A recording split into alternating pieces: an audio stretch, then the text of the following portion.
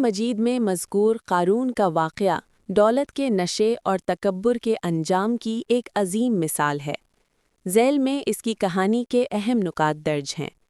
1. قارون کا پس منظر۔ قارون حضرت موسیٰ علیہ السلام کی قوم یعنی بنی اسرائیل سے تھا اور بعض روایات کے مطابق وہ آپ کا چچا زاد بھائی تھا۔ وہ تورات کا بہت بڑا عالم تھا اور نہایت خوش الحان تھا، لیکن اس کی شخصیت کا تاریک پہلو اس کی حد سے بڑھی ہوئی دولت اور غرور تھا۔ 2. بے پناہ خزانے۔ اللہ تعالیٰ نے قارون کو اس قدر دولت اور خزانے دے رکھے تھے کہ ان خزانوں کی چابیاں ایک طاقتور جماعت بمشکل اٹھاتی تھیں۔ جب لوگ اسے نصیحت کرتے کہ اللہ کی دی ہوئی دولت پر مت اتراؤ تو وہ بڑی فیرونیت سے جواب دیتا، یہ سب کچھ مجھے میرے ذاتی علم اور ہنر کی بنیاد پر ملا ہے۔ القرآن۔ 3. حضرت موسیٰ علیہ السلام سے حسد اور سازش۔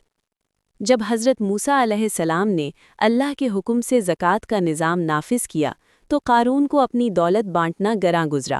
اس نے حضرت موسیٰ علیہ السلام کو بدنام کرنے کے لیے ایک عورت کو مال و دولت کا لالچ دے کر آپ پر جھوٹا الزام لگانے کی سازش کی، لیکن اللہ نے آپ کو اس بہتان سے بری فرما دیا اور وہ عورت سب کے سامنے سچ بول پڑی۔ 4. عبرتناک انجام۔ ایک دن قارون نہایت شاہانہ ٹھاٹ باٹ کے ساتھ اپنے مجمع سمیت باہر نکلا۔ اسے دیکھ کر دنیا دار لوگ حسرت کرنے لگے کہ کاش ہمیں بھی قارون جیسی دولت ملتی، لیکن اسی وقت اللہ کا عذاب آ گیا۔ حضرت موسیٰ علیہ السلام نے اللہ کے حکم سے زمین کو حکم دیا، اے زمین اسے پکڑ لے۔ دیکھتے ہی دیکھتے قارون، اس کا عالی شان محل اور اس کے تمام خزانے زمین میں دھسنا شروع ہو گئے۔